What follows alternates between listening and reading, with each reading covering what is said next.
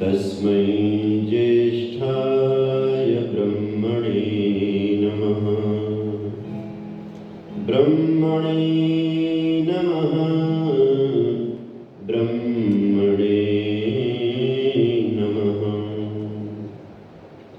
वसुदेवसुतं देवं कंसचाणूरमर्दनं देवकी परमानन्दं कृष्णं वन्दे जगद्गुरुं।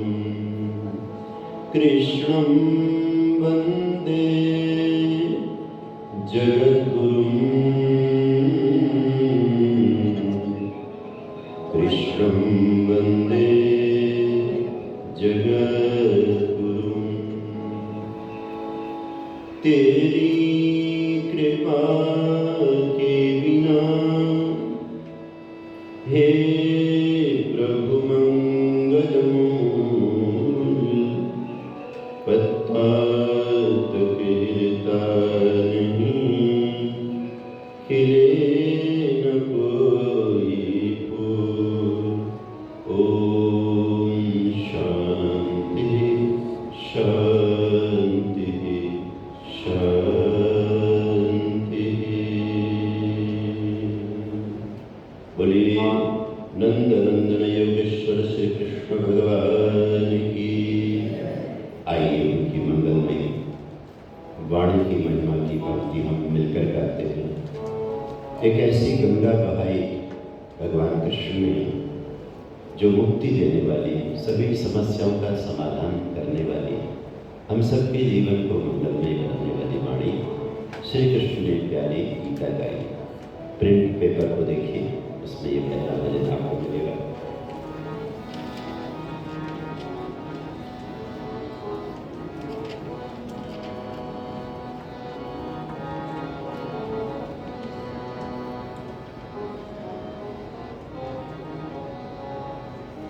श्री कृष्ण ने प्यारी गीता गाई है। बोलिए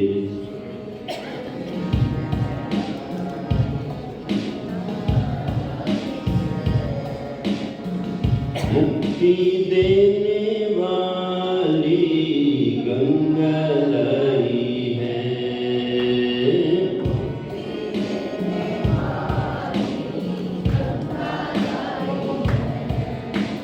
श्री कृष्ण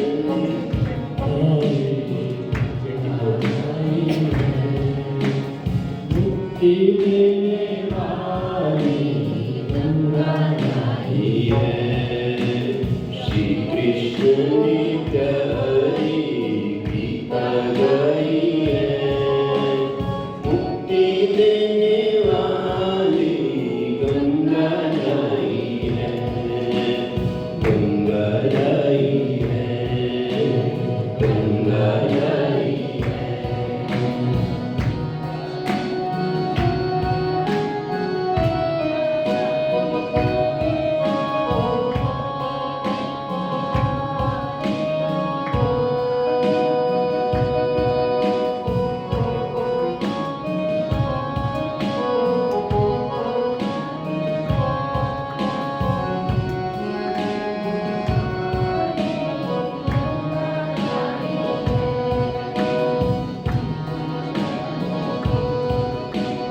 चारों वेदों में जो ज्ञान समाया है।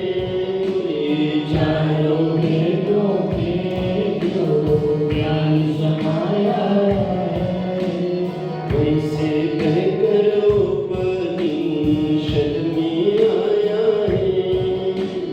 वैसे कहकर उपनिषद में आया है।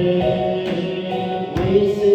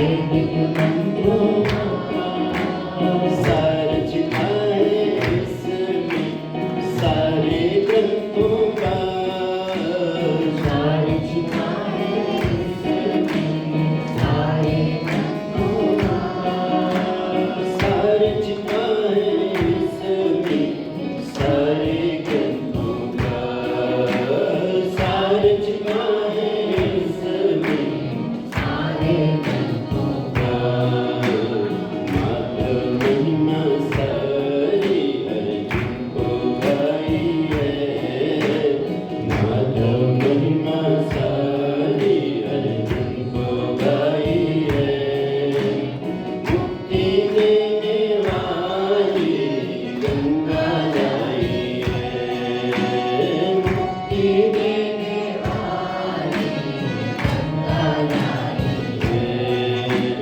श्री कृष्ण ने प्यारी गीता गाई है, श्री कृष्ण ने प्यारी गीता गाई है, मुक्ति देने वाली गंगा लाई है, मुक्ति देने वाली गंगा लाई है, गंगा लाई है, गंगा लाई है, गंगा लाई है, गंगा लाई है।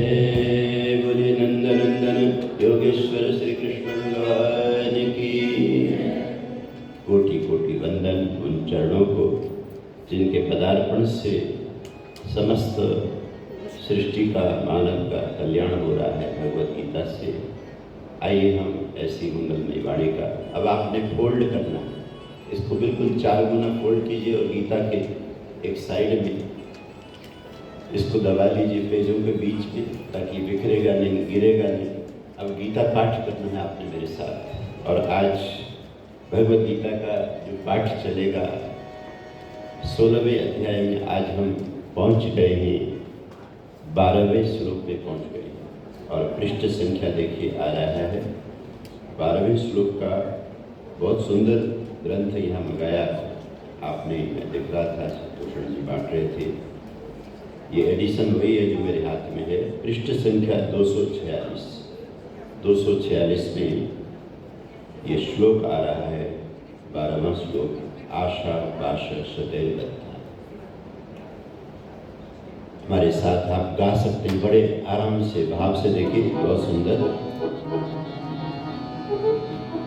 जिनको भी पावन ग्रंथ चाहिए सीमा बहन जी बांट रही हैं। देखिए पृष्ठ संख्या मैंने आपको बताया 246 में ये आ रहा है, 246।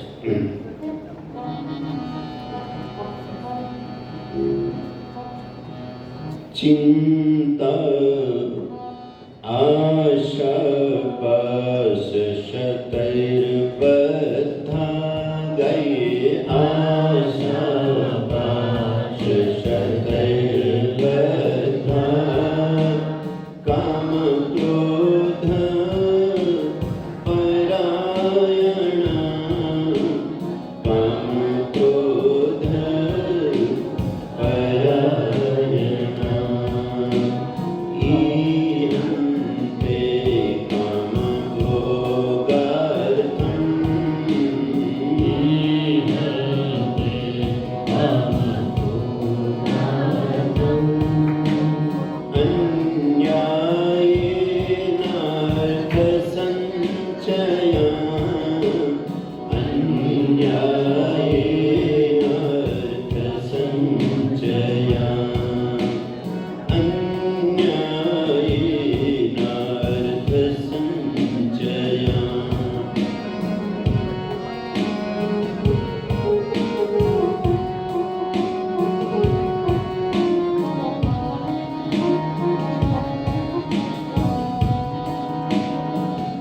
पवित्र ग्रंथ को पैरों में नहीं आने देना, अशुद्ध जगह में नहीं रखना, भगवान की वाणी है।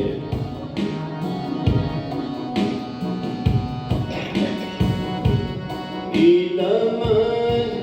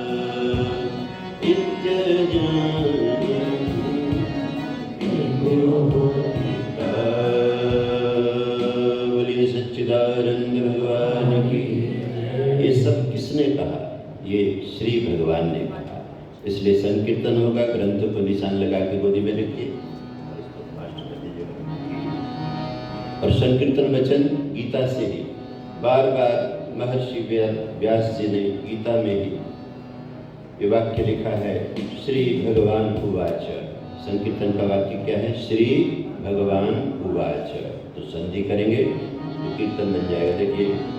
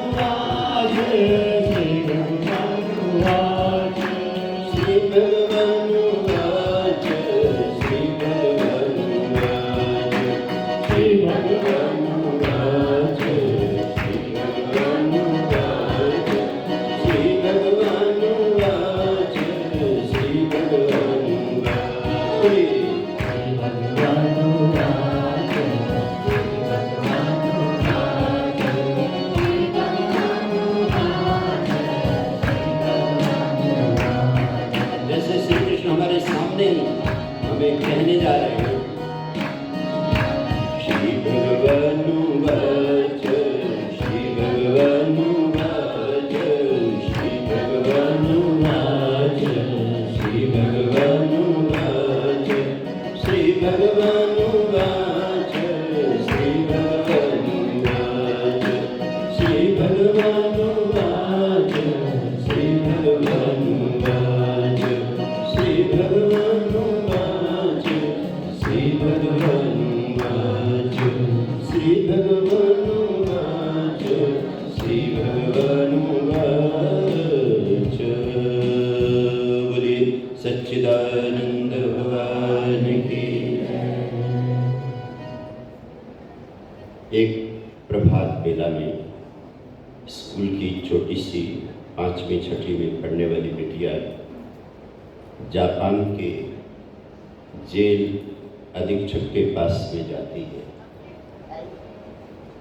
उस सुंदर सी बिटिया को देखकर जेल के अधिकारी को बहुत प्यारा लगता है कि बेटा तुम स्कूल से आज आई हो, किस काम से आई हो? तो उसने कहा कि मेरे पास में एक धर्म की किताब है। आपके जेल में सबसे जल्दी जिसको फांसी लगनी हो, आजकल में जो सबसे पहले जिसको फांसी लगनी हो, मेरी ये किताब और इस किताब के साथ एक छोटी सी चिट्ठी है, वो उस व्यक्ति को पहुंचा दीजिए।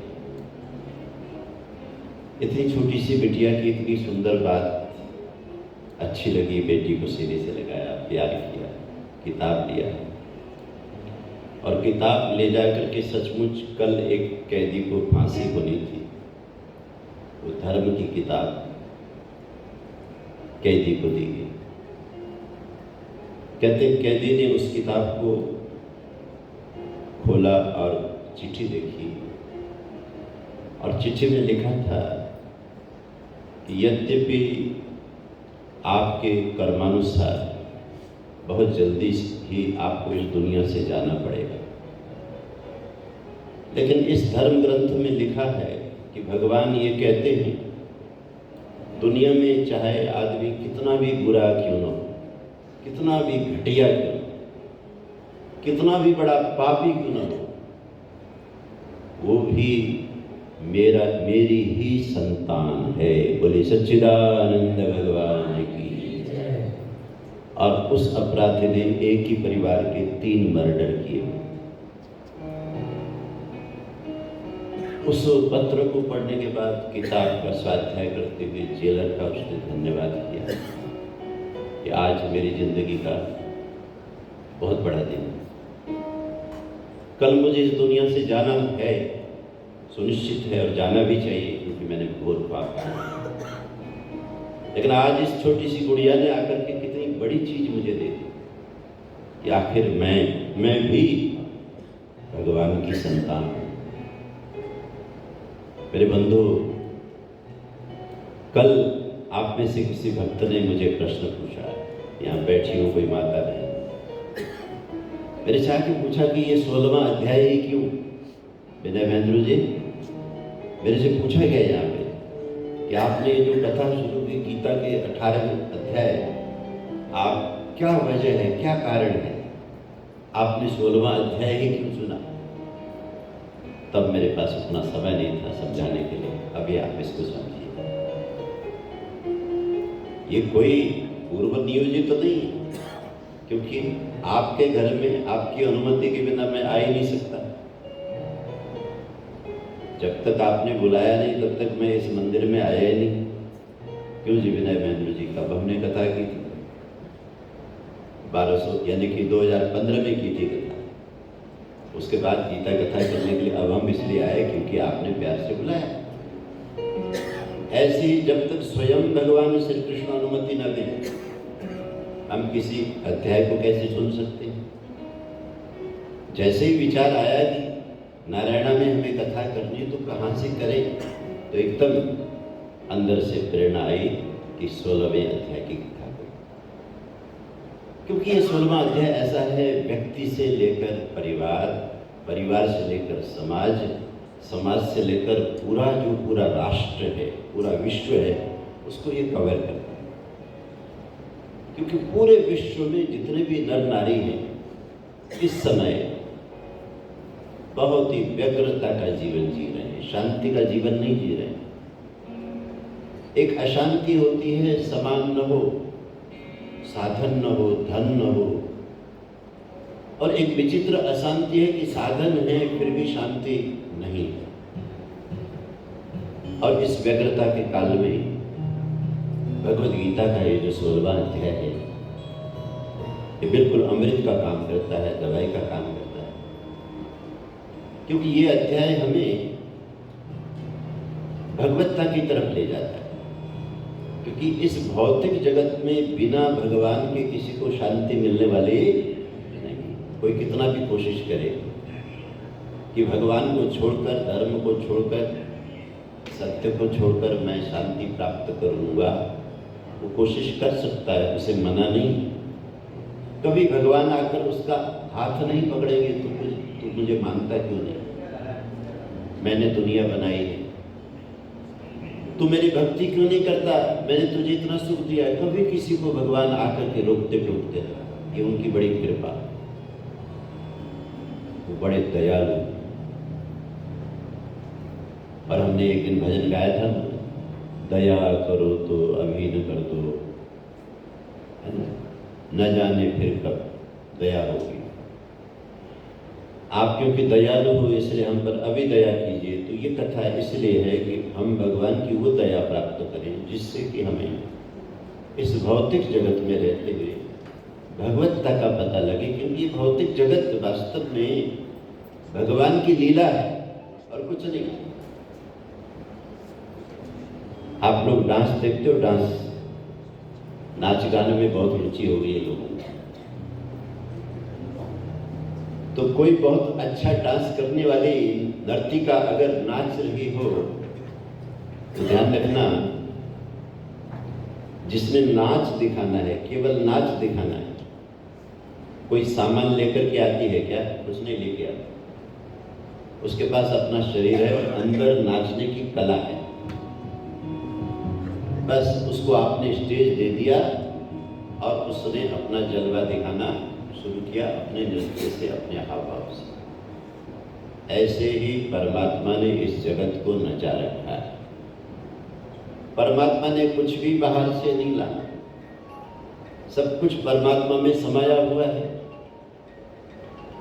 यथाकाश स्थितो नित्यम वायु सर्वत्र गो महान। गीता जब आप पढ़ेंगे तो एक श्लोक आएगा, कभी कथा होगी तो वो अध्याय भी हम लाएंगे आपके सामने, कि भगवान को अगर विराट रूप में तुम देखना चाहो तो इतना बड़ा भगवान है कि जैसे आकाश, आकाश का कोई अंत है? कहाँ से आकाश शुरू होता है, कहाँ खत्म होता है? और इसी आकाश में वायु भरा हुआ है, उस वायु का भी कोई अंत नहीं। तो कहते हैं तथा उसी तरह से हे अर्जुन सब कुछ मुझ में समाया हुआ है, सब कुछ समेटे हुए मैं उस दुनिया को चला रहा हूं। तो भगवत्ता ये है उस विश्वव्यापी भगवान को पहचान सकें। और पहचानेंगे कैसे? हम उसकी लीला में रहते हैं, उसकी लीला के अंश भी हैं। मानो भगवान हमें कर्म चक्र में घुमा भी रहे, जिसको आप सुदर्शन चक्र कहते हैं ना, वो यही सृष्टि चक्र है जो कभी रुकता नहीं, बहुत ही दर्शनीय है। सूर्य भी घूम रहा है, पृथ्वी भी घूम रही है, चंद्रमा भी घूम रहा है, हम और आप भी घूम रहे हैं। साइंस कह रहा है कि एक एक एटम भ्रमणशील है, गतिशील है, इसलिए ये जगत अभिव्यक्त हो रहा है। ये उसी का ही सारा सुदर्शन चक्र है। लेकिन कमाल की बात यह है कि हमें दुनिया की सब चीज़ें मिल जाती हैं, लेकिन वह नहीं मिलता। ये तो ऐसा ही हो गया जैसे किसी अच्छे घर में हम गए। क्यों जी गिलानी साहब, आपके जैसे घर में कोई मेहमान नवाजी कोई करे है ना, जैसे कल आप हमारी कर रहे थे, और घर के नौकर चाकर सब कुछ हमें खिलाएं पिलाएं और घंटों हम बिताएं और आपका कहीं पता न चले, जिसका घर है। दुनिया में नर नारी ऐसे जीवन जी रहे हैं, भगवान के दिए हुए भोग का उपभोग कर रहे हैं, भगवान का कहीं कोई अता पता नहीं, न उसे मिलने की इच्छा है, न उसे जानने की इच्छा है। केवल हमें भोग मिल जाए, हमें भगवान से क्या लेना। अरे ये कोई जीवन है? 16वां अध्याय ये समझने के लिए है। ये मेरे प्यारे अर्जुन, ये जो इतनी बड़ी समस्या खड़ी हो गई, वर्ल्ड वार, द्वापर युग का सबसे बड़ा वर्ल्ड वार है महाभारत, जिसका डर अभी फिर से बन रहा है वर्ल्ड वार, क्योंकि अब तो बहुत भयानक परमाणु बम बना दिए गए। हिरोशिमा नागासाकी को जिन्होंने देखा और जाना है उनको पता है कि जब एटम बम फटता है तो कितना नुकसान होता है। अब तो इंसान ने विनाश के साधन बहुत भयानक बना दिए। मैं तो कभी कभी कहा करता हूँ, पुराना युग कितना अच्छा था, जीते भी ढंग से थे तो मरते भी ढंग से थे। क्यों जी डी.के. शर्मा जी? राम जी ने अगर रावण को बाण भी मारा है तो भी बोलने का समय दिया कि मैंने बाण तो मार दिया है। लेकिन मेरे प्यारे अर्जुन, आज बहन जी भी आ गई, महेंद्र साहब, आज लक्ष्मी भी आ गई। एक बार महेंद्र साहब के लिए ताली दे। इन बहन जी ने हमारी बहुत सेवा की हुई है। हमारे महेंद्र जी ही तो हैं जिनकी वजह से ये नारायणा विहार का सुंदर सनातन धर्म मंदिर का प्यार हमको मिला। आप सबसे मिले, आप सबके साथ जुड़े विनय महेंद्र जी। और हमारे विनय महेंद्र जी एक दिव्य देवी जिनका नाम है श्रीमती रमा मुंजाल, ये उनके बहन के बेटे। श्रीमती रमा मुंजाल वो देवी है लुधियाना में, हीरो परिवार की अद्भुत लक्ष्मी है, जिनके गृह मंदिर में मुझे कथा करते हुए लगभग 30 वर्ष तो हो ही गए।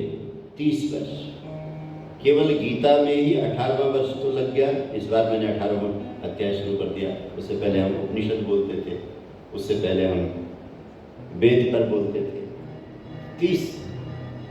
91 में मुझे सबसे पहले देहरादून से उनके बेटे लेकर गए थे। मिस्टर समीर मुंजाल जी मुझे दिल्ली से लेकर के, उन दिनों कोंटा साकार होते थे, तो सुरेश मुंजाल जी ने मुझे अपने जन्मदिन के उपलक्ष्य में पहली बार बुलवाया। तब से हमारा इतना प्रेम है कि हर वर्ष वहाँ हम कथा करते हैं। और लुधियाने की वो जो जेंट्री है, वो जो प्रेमी लोग हैं, अद्भुत लोग।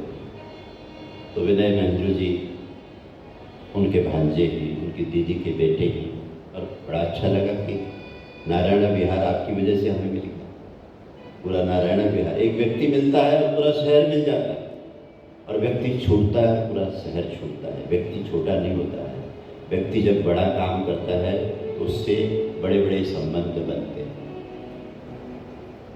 तो ये जो 16वां अध्याय है, कितना महत्वपूर्ण अध्याय है कि इस अध्याय के माध्यम से हमें जो सबसे पहले ये भगवान ने सिखाया कि 26 संपत्ति अगर कोई अर्जित कर लेता है, 26 तरह की संपत्ति, और निवेदन बीच में आ ही रहा है कि एक संपत्ति वो है जिसे हम बाहर कमाने के लिए बहुत मेहनत करते हैं, बहुत मेहनत करते हैं। अभी हमारा एक आश्रम का दंपति जो सोनीपत से है, वो भी गीता कथा में उनका बड़ा भारी योगदान है। उन्होंने भी लगभग 23 साल गीता कथा सोनीपत में सेवा की। 2 बेटियां थी, हमारी देवी जी को पूरा पता है। हम यही कहते थे कि आप भगवान कृष्ण की वाणी की सेवा कर रहे हो, हम मांगेंगे मंच में बैठकर आपके यहाँ बेटा आना चाहिए। और सचमुच कथा चलती रही और उस परिवार में बेटा पैदा हुआ, और बेटा इतना लायक बन गया कि उसकी सिलेक्शन होती गई, साइंटिस्ट बनता बनता वो जापान गवर्नमेंट ने उसको वजीफा दिया। इस समय वो जापान में, और अपने माँ बाप को उसने जापान में बुलाया हुआ।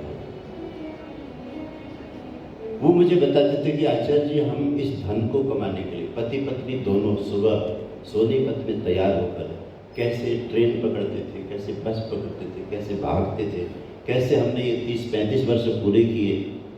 मैंने कहा यही तो कर्म है मेरे ठाकुर, मेरे कृष्ण यही तो सिखाते हैं।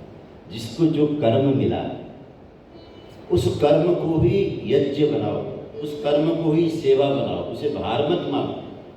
आपने कर्म किया तो 3 संतानें हमें कितनी अच्छी मिली। हमने आपकी 2 बेटियों की बहुत अच्छे घरों में शादियाँ हुई, दोनों बेटियाँ, एक बेटी तो कनाडा में है।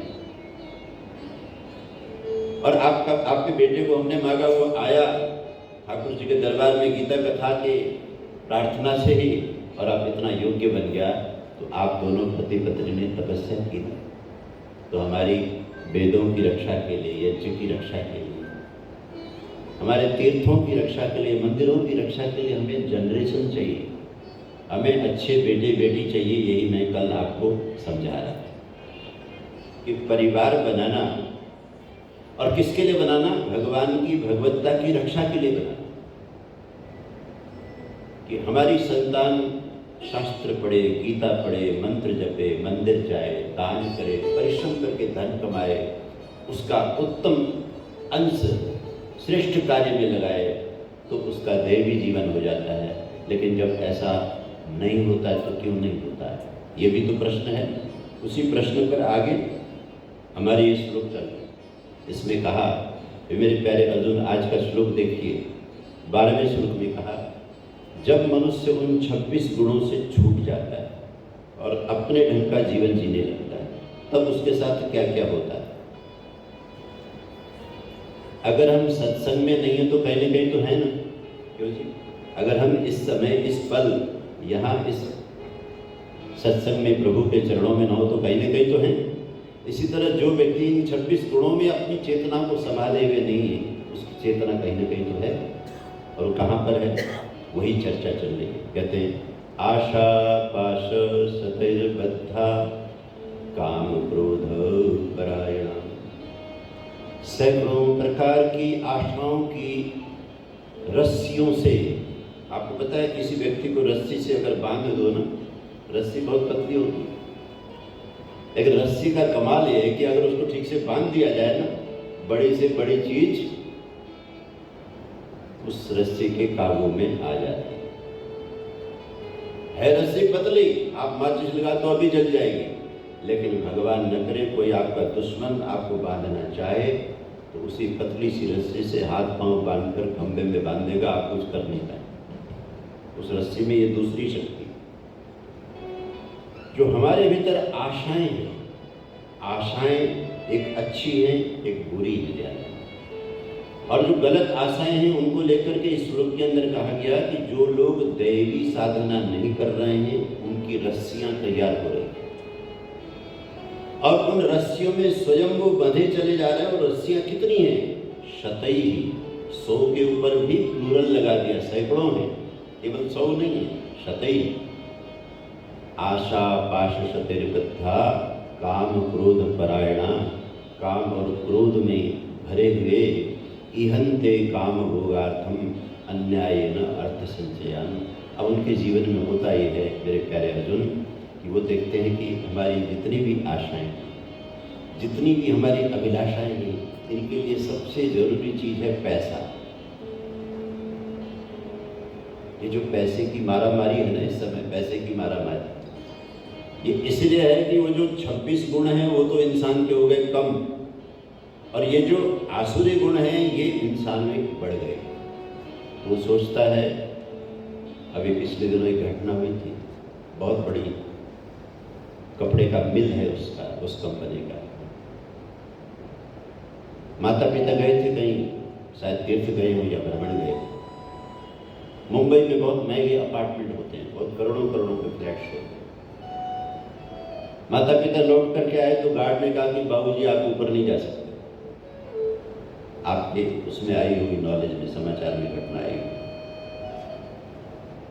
माता पिता से छल करके सारी कंपनी पर साइन करवा करके, सारी संपत्ति पर साइन करवा करके उस बेटे ने अपने माँ बाप को घर में भी घुसने नहीं, और टीवी में रोते हुए माँ बाप आपको दिखाएंगे। ये क्या है? इहन्ते काम भोगार्थम अन्यायेन अर्थ संचयान। उन्हें पैसा चाहिए, भले ही माँ और बाप, भाई, बंधु, किसी को भी ठगना पड़े, किसी से भी झूठ बोलना पड़े, किसी को भी झांसा देना पड़े, बस प्रॉपर्टी मेरे हाथ में आ जाना चाहिए। और नारायण विहार तो बहुत अच्छा होना चाहिए, तो बनाया ही भगवान के नाम से। नारायण की भज मन नारायण नारायण नारायण भज मन नारायण नारायण नारायण भज मन नारायण नारायण नारायण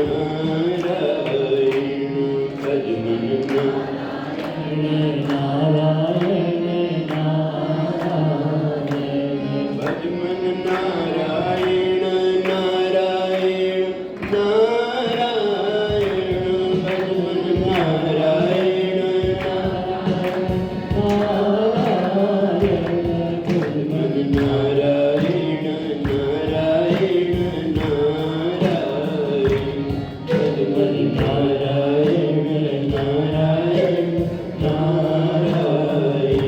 भज मन नारायण नारायण नारायण।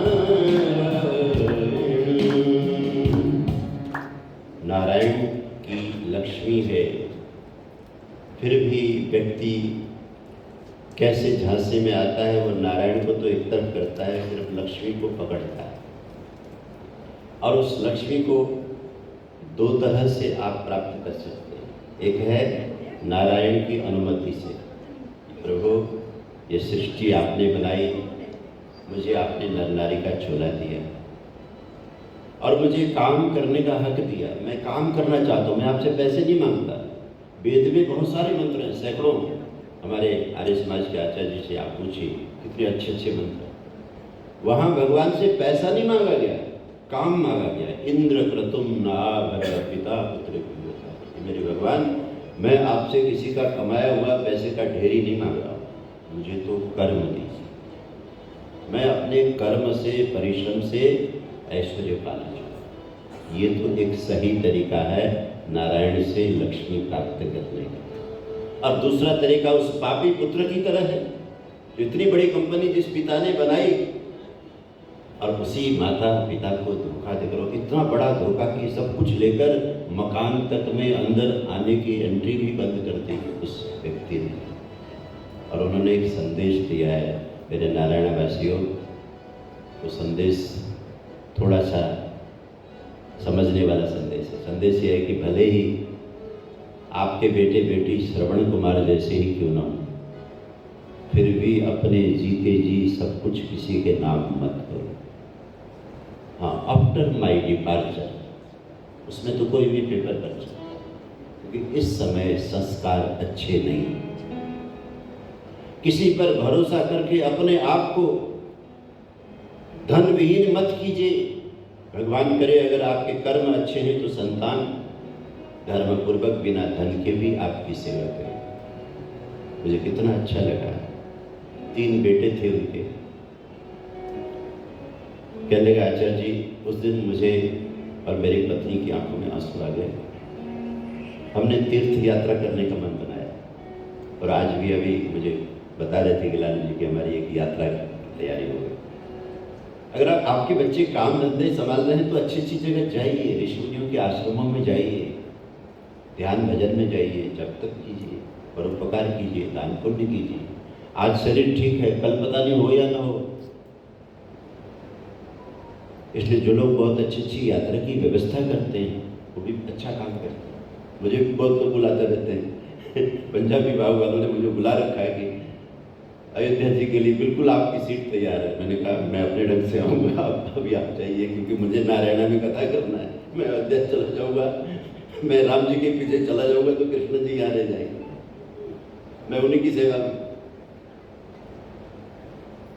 तो उनकी आंखों में आंसू थे। कहने लगे कि दोनों बेटे बहू ने तो कहा ठीक है पिताजी, क्योंकि मैंने बोल रखा था कि ये तुम्हारा हिस्सा है और हमें कोई कमी है नहीं, हमारे पास में साधन सब हैं।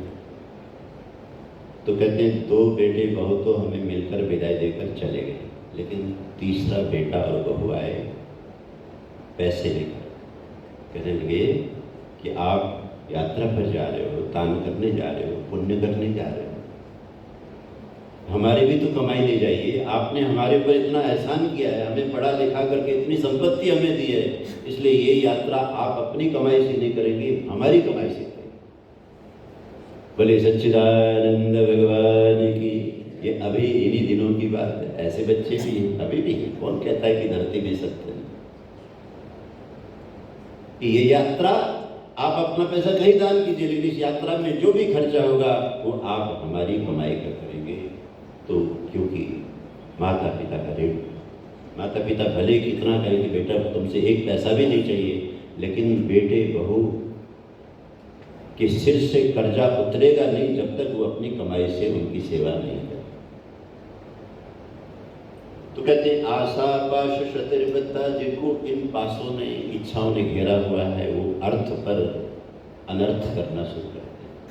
अन्याय न अर्थ संचयान, तो होना ये चाहिए कि जो नारायण की लक्ष्मी है वो न्यायपूर्वक बुलाई जाए कि माँ हम परिश्रम करें, मेहनत करें और आप नारायण की अनुमति से हमारे पर आशीर्वाद दीजिए। ये तो है सही तरीका। न्यायपूर्वक अर्थार्जन करना वेद विहित है और आपका कर्तव्य है। लेकिन अन्याय न अर्थ संचय, यानी जो गीता का श्लोक आप देखिए 12वां श्लोक, ये बहुत बड़ा पाप है। किसी की भी कमाई को, किसी के हक को छीनने के लिए व्यक्ति जो षड्यंत्र करता है, लेकिन करता है, और फिर उसकी सोच कैसी होती है, इदम अद्य मया लब्धम। अगला श्लोक देखिए 13वां। एक बार जब वो गलत तरीके से कुछ कमा लेता है ना, तो उसको बड़ी खुशी होती है कि इस बार का ट्रिक मेरा काम आ गया, अब मैं दूसरे तरीके से वहाँ से भी हड़प लूँगा। इदम अद्य मया लब्धम, ये आज मैंने प्राप्त कर लिया है। इमम प्राप्त से, तो इमम प्राप्त से मनोरथम, ये जो मेरा अगला मनोरथ है उसको भी मैं पूरा करके छोड़ूंगा। मैं कभी कभी अपने सत्संग में मजाक किया करता हूँ, किसी की चमचमाती हुई कार को दौड़ती हुई देखकर ईर्ष्या मत करना। आज की भाषा में दौड़ती हुई चमचमाती कार क्या है बहन जी? रथ है। रथ क्या है? रथ, जो कि दौड़ती है। आपको पता है कि एक रथ ऐसा है बिना किसी भेदभाव के भगवान ने सबको दिया है। उसका नाम, उस रथ का नाम क्या है? गीता में पढ़िए, मनोरथम। अभी श्लोक पढ़ा आपने, क्या है? मनोरथम। सबके पास दौड़ने वाला मन है, संकल्प करने वाला मन है, मनोरथ करने का सबको हक है। अब्दुल कलाम कहा करते थे ना कि बड़े सपने देखो, बड़ी चीजों के बारे में सोचो। क्या पता आपसे कोई बड़ा काम होना हो, क्यों छोटा सोचते? सोचना ही तो है, बड़ी चीज सोचो, बड़े ख्याल करो। मनोरथम, लेकिन ध्यान रखना मनोरथ भी दो तरह का होता है, एक मर्यादामय मनोरथ और एक मर्यादा विहीन मनोरथ। ये जो आसुरी प्रवृत्ति के लोग हैं, इनके मनोरथ में मर्यादा नहीं होती और वो अनाप शनाप चीजें इकट्ठे करने के लिए नए नए मनोरथ बनाते हैं। यहाँ तो मेरी बहुत ही भक्तिमयी माताएं बहनें देवियां विद्यमान हैं। कभी कभी घर के आर्थिक हालात तब बिगड़ जाते हैं जब पत्नियां फजूल के मनोरथ को लेकर पति को तंग करती हैं। क्यों जी? डी के शर्मा जी, नारायणा में तो सब अच्छी देवियां हैं, सबके लिए ताली बजाइए। पति का साथ देने वाली, जितनी कमाई है, जितना अर्थ है उसमें खुश रहने वाली, उसे देवी कहते हैं। लेकिन मुझे कई ऐसे दुखी पति भी मिलते हैं, वो कहते हैं हमारी देवी जी के मनोरथ ऐसे हैं आचार्य जी, 5 साल हो जाते हैं ना तो फर्नीचर चेंज करना पड़ता है। ये वाले सोफे नहीं चलेंगे, ये वाला बेड नहीं चलेगा, ये वाली गाड़ी नहीं चलेगी, इसका फैशन नहीं रहा। अरे भैया, तू फिर से ये लाखों का बजट लेकर के तू बैठ गई है, घर में किसी को कोई तकलीफ नहीं है। एक बहन तो ऐसी थी, कीर्ति नगर ज़्यादा दूर नहीं है, महेंद्र साहब, विनय महेंद्र जी, फर्नीचर बहुत अच्छा मिलता है। एक बहन तो ऐसी थी, जब भी किसी बाजार में चले जाना, कोई ना कोई फर्नीचर खरीद करके लाते। 2 उनके शौक थे। एक शौक ये था कि नया फर्नीचर लाना, दूसरा उसे बहुत साफ रखना। तो हालात ये हो गए कि जो घर का जो ड्राइंग रूम था ना, अब हर बार कोई नया सोफा आएगा, हर बार कोई नई कुर्सी आएगी, तो फिर वो फर्नीचर से भरेगा या नहीं भरेगा? फर्नीचर से ड्राइंग रूम भर गया। तो एक दिन उसके दोस्त आए, तो दोस्त से उन्होंने कहा आओ इधर बैठते हैं, बेडरूम में बैठते हैं। बोले भाई साहब बेडरूम में क्यों? कल लगा आपकी भाभी जी ने ना अब बस ड्राइंग रूम को पैकअप कर दिया है वहाँ अब हमें जाके बैठने की जगह नहीं, वहाँ तो सोफे ही सोफे हैं, वहाँ तो कुर्सियाँ ही कुर्सियाँ हैं, क्योंकि जब भी बाजार जाती है कोई नया फर्नीचर पकड़ के लाती है। और जिद्दी ऐसी है, उसके जिद के सामने किसी की हमारे घर में चल नहीं सकती। ये क्या है? ये क्या है? किसी भी चीज की ऐसी तृष्णा क्या है? तो भगवद गीता में कहा कि ऐसे मनोरथ मत कराइए, अनावश्यक चीजों की इच्छाओं से इस मन को खराब मत कीजिए, अपने घर की आर्थिक व्यवस्था को खराब मत कीजिए, दूसरों के सामने दूसरों को दिखा करके टेम्पटेड मत कीजिए, दूसरों को बार बार प्रलोभित मत कीजिए कि देख मैं तो ये ले आई, तेरा सोफा तो बहुत पुराना है, मैंने तो ये पर्दे ले लिए, तेरे पर्दे तो बहुत पुराने लग रहे हैं। ये कोई तरीका है? ये दैवी तरीका नहीं है। तो कहते हैं इदमस्ति इदमपि में भविष्यति पुनर्धनम असो मया हत शत्रु। कहते हैं जो आसुरी लोग होते हैं, क्योंकि भक्ति में तो उनका मन है नहीं और दान पुण्य में रुचि नहीं है। एक व्यक्ति ने तो बोल दिया। अब यहाँ ये जो सुंदर नारायण का हमारा मंदिर है ना जी, विनय महेंद्र जी, आप और भल्ला जी साहब, जितने भी आप लोगों को जितने भी यहाँ बैठे हैं, हमारे भूषण जी आदि, आप सब लोग इस मंदिर को चमका करके रखते हैं, अच्छा लगता है। इस कोने में भी जाओ, क्योंकि ये दान का पैसा है। किसी न किसी ने अपने इष्ट देव को, अपने भगवान को हृदय में लेके श्रद्धा से आपको दिया है कि इसे श्रेष्ठ कार्य में लगाएं। और जो भी ट्रस्ट की, मंदिर आदि की सेवा करते हैं, उनकी बहुत बड़ी ड्यूटी बनती है दानियों के धन का सदुपयोग करें। अच्छी से अच्छी चीजें बना करके हम अपने धर्म स्थानों को सुंदर बनाएं। तो कहते हैं जब व्यक्ति के अंदर धर्म नहीं होता है, दान नहीं होता है, सेवा नहीं होती है, तो उसकी जो तृष्णा है वो तृष्णा इस रूप में विपरीत होती हुई चली जाती है और उसकी शत्रुता भी बढ़ती है। ये जो शत्रुता है ये एक ऐसी भयानक चीज है। असो मया हत शत्रु। आजकल क्योंकि चुनाव का भी माहौल है, वैसे किसी के साथ दुश्मनी नहीं है, क्योंकि उसके वोट ज्यादा आ रहे हैं इसलिए वो मुझे अच्छा नहीं लग रहा है। वैसे आपका मेरे से कोई बैर नहीं है, क्योंकि आप एक पार्टी के हो, मैं दूसरे का हूँ, बस क्योंकि मुझे लग रहा है कि आप कहीं जीत न जाओ, मुझे आपसे शत्रुता हो जाए। इस संसार की कामना जहाँ प्रेम होना चाहिए वहाँ शत्रुता पैदा कर देती है। और परिणाम क्या होता है? असो मया हत शत्रु अनिश्चे चा परानपि ईश्वरोहम अहम भोगी सिद्धोहम बलवान सुखी।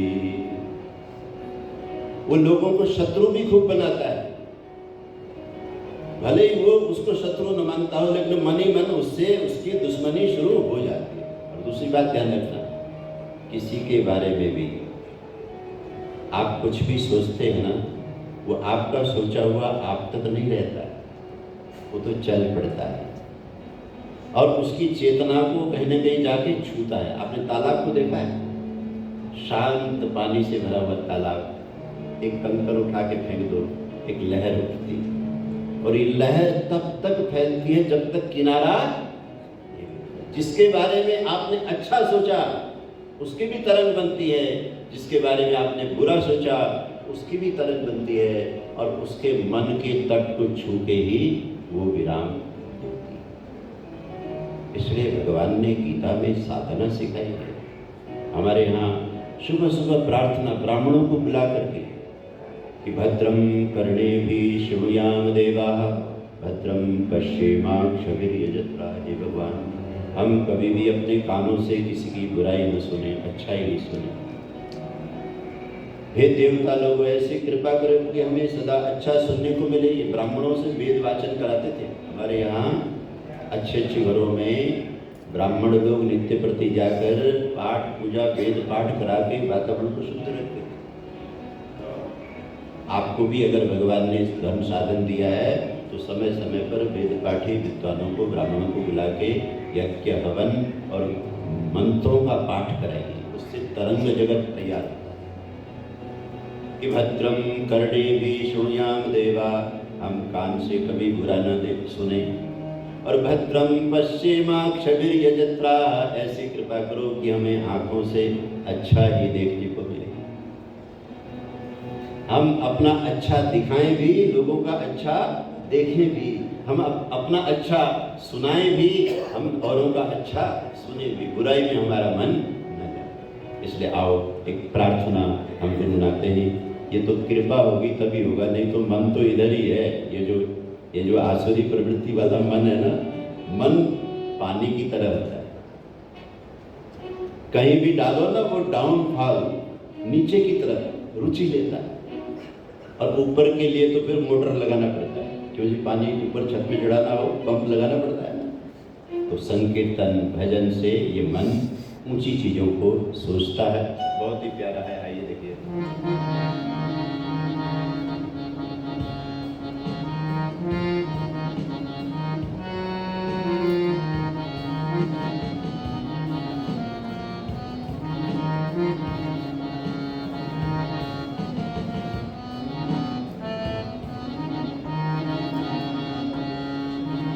ऐसी कृपा करो भगवान, मेरा मन डोलेगा।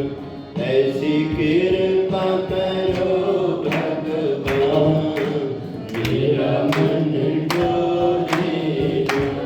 ऐसी कृपा करो भगवान, मेरा मन डोलेगा।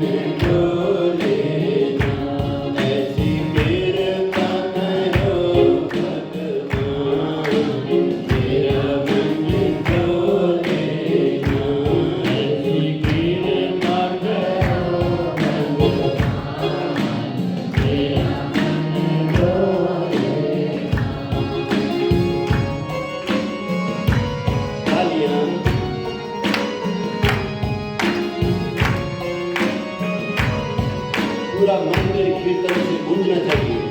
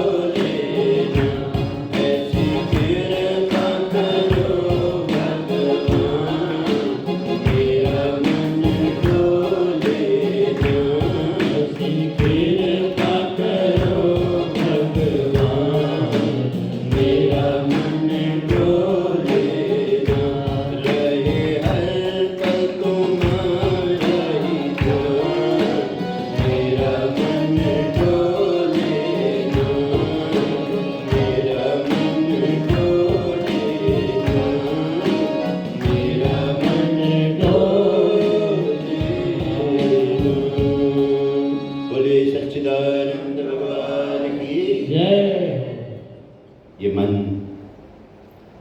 मनोरथ को समझ करके अगर इस मन पर अगर हमने काम नहीं किया तो ये ऐसा रथ दौड़ाएगा कि आप जीवन में बहुत ही अनाप शनाप चीज़ों में अपनी ऊर्जा को व्यय करते हुए जगत में बहुत सारी भूलें और गलतियां करेंगे और परिणाम ये होगा कि जिन लोगों से आपका प्यार होना चाहिए वहाँ शत्रुता हो जाएगी और वो शत्रुता इतनी बढ़ेगी कि आप मनुष्य के अंदर क्रूरता आएगी और व्यक्ति अपने शत्रु के नाश के लिए बहुत से अनर्थ करेगा। अनिश्चेच अपरानपि, इसको तो मैंने ठिकाने लगा दिया है, इसको भी मैं लगा दूंगा क्योंकि ईश्वरोहम अहम भोगी।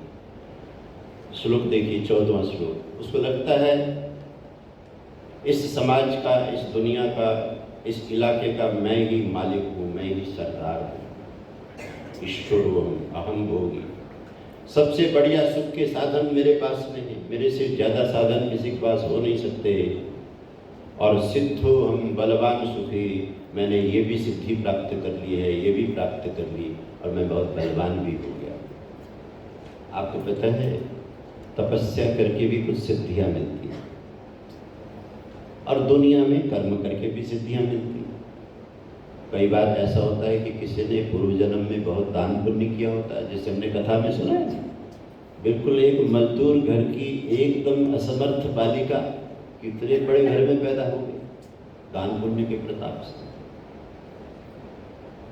जो मिला है उसे भगवान की देन मानकर विनम्र होने की बजाय ये मान लेना कि मैं सिद्ध हूँ, मेरी जितनी प्रॉफिट है उसकी कभी हो नहीं सकती, मेरा जितना बड़ा मकान है उसका हो नहीं सकता।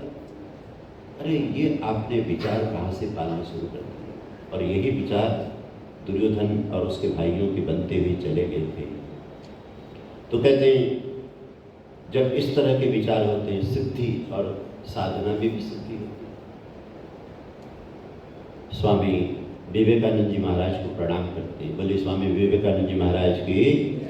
कुछ हमारे महापुरुष हैं जिन्होंने हमारे इस सत्य सनातन वैदिक धर्म को समय समय पर संभाला है, उबारा है। उनमें से 4 महापुरुषों के नाम का संकीर्तन मुझे आपसे कराना। मैंने कहा था ना, बौद्ध काल में हमारी सारी सनातन प्रक्रिया समाप्त हो गई और एक तरह से संन्यास संन्यास संन्यास त्याग त्याग पूरा देश जो है एक तरह से क्षत्रिय विहीन जब हुआ था तो उदय हुआ था आदि शंकराचार्य जी महाराज का। बोलिए आदि शंकराचार्य जी महाराज की। और आज जब मैं द्वारका में पार्क में सैर कर रहा था, कुछ लोग बगल से जा रहे थे, कल हम डल लेक घूम आए और वहाँ ऊपर शंकराचार्य जी का जो मंदिर बना है उसका भी उद्धार अब किया जा रहा है। बहुत से मंदिर जो हमारे जलाए गए थे कश्मीर में, उनका भी काम चल रहा है, वहाँ हम देख करके आए। तो आदि शंकराचार्य जी और आदि शंकराचार्य जी के काम को ही इस युग में 200 वर्ष पहले जिनका जन्म हुआ, महर्षि दयानंद जी,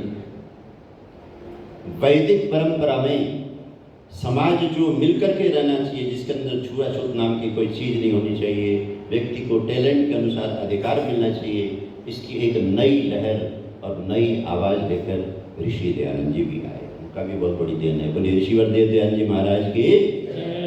और वैदिक परंपरा, विशुद्ध वैदिक परंपरा, कि हमारे मूल ग्रंथ 4 वेद हैं और जिसको कि शंकराचार्य जी भी स्थापित करते रहे। तो एक कीर्तन के साथ और फिर इसी परंपरा में मैंने देखा विवेकानंद जी ने कमाल किया। विवेकानंद जी के गुरुवर थे ना स्वामी रामकृष्ण जी महाराज। ऐसा मैंने सुना है, जिस समय ऋषि दयानंद जी कलकत्ता में थे तो एक किसी जगह में ठहरे हुए थे, किसी धर्मशाला में, तो वहीं किसी एक कमरे में रामकृष्ण जी के साथ नरेंद्र जी भी थे। तो सुबह सुबह अंधेरे में नरेंद्र जी ने अपने गुरु जी से पूछा कि सामने वाले बरामदे में एक चमकता हुआ महापुरुष टहल रहा है, ये कौन है? नरेंद्र ने रामकृष्ण परमहंस से पूछा। तो रामकृष्ण परमहंस कहते हैं कि नरेंद्र बेटा, ये स्वामी दयानंद है, आदित्य ब्रह्मचारी हैं, देखो इनका तेज देखो, ये इनका शरीर अंधेरे में भी प्रकाश पैदा है। इतनी संयमी उनकी जिंदगी थी, इतना तपोमय उनका जीवन था। वर्णाश्रम व्यवस्था ही उत्तम व्यवस्था है। तो कल भी मैं कह रहा था, गृहस्थ आश्रम, ब्रह्मचर्य आश्रम और फिर वानप्रस्थ और संन्यास प्रक्रिया, और विवेकानंद जी ने जब बाहर हिंदू धर्म का प्रचार किया, अब अंतर में एक और महापुरुष आए, वो थे महर्षि अरविंदो घोष। कौन है? महर्षि अरविंदो घोष। कलकत्ता के इतने अमीर बाप के बेटे, अंग्रेजों का जमाना था, भारतीय कहलाना अमीरों के लिए नीचता की बात होती थी। पिता ने कहा कि इस बेटे को सीधा दार्जिलिंग के अंग्रेजी स्कूल में पढ़ाना है और जैसे 5वीं 6वीं का होगा इसको इंग्लैंड में ले जाना, इसको अंग्रेज बनाना है। ऐसे तो अरविंदो की पढ़ाई शुरू हुई। और जब इंग्लैंड में सारी पढ़ाई कर करके जब वो आए गुजरात में एक राजा के यहाँ, पहली बार उन्होंने भारतीय साहित्य का अध्ययन किया और ऐसे महापुरुष बने कि वो महर्षि अरविंदो बने। आइए हम इन 4 महापुरुषों का संकीर्तन बोलना चाहिए, क्योंकि हमारी एक परंपरा है।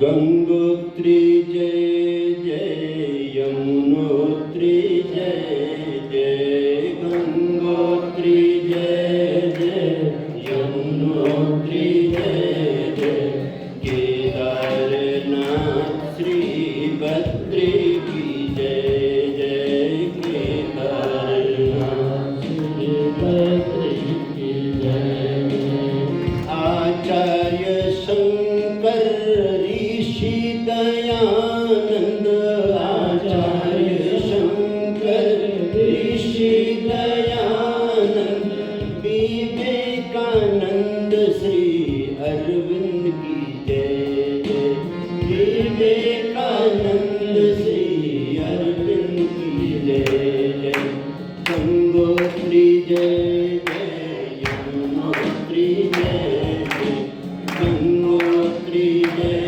जय, यमुनोत्री जय जय, केदारनाथ श्री बद्री की जय जय, केदारनाथ श्री बद्री की जय। आप कभी आएंगे ना हरिद्वार में, आपको दिखाऊंगा। एक ट्रॉली का रास्ता है मनसा देवी का हरिद्वार में, एक रास्ता है चंडी देवी का। चंडी देवी की पहाड़ियों में महर्षि दयानंद जी ने बहुत तपस्या की, उनकी जीवनी में आता है। और जिन दिनों ये भारत की आज़ादी का मूवमेंट चल रहा था, सरदार भगत सिंह जी, मंगल पांडे आदि, वो ऋषि दयानंद जी के पास में मीटिंग करते थे। रानी की झांसी तक भी उनके पास उन जंगलों में इस देश की आज़ादी के लिए मीटिंग करते। ये देश हमारा वेदों का, ऋषि मुनियों का, तीर्थों का देश है।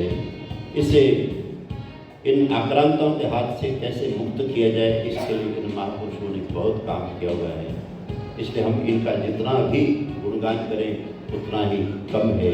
तो कहते हैं जब सिद्धि की बात आई, रामकृष्ण परमहंस जी की याद में मुझे चारों महापुरुष याद आए। तो एक सिद्ध पुरुष आए, कह लगे रामकृष्ण परमहंस, मैंने इतनी बड़ी तपस्या की है कि मैं बिना नाव के पानी में चल करके गंगा जी को पार कर सकता हूँ।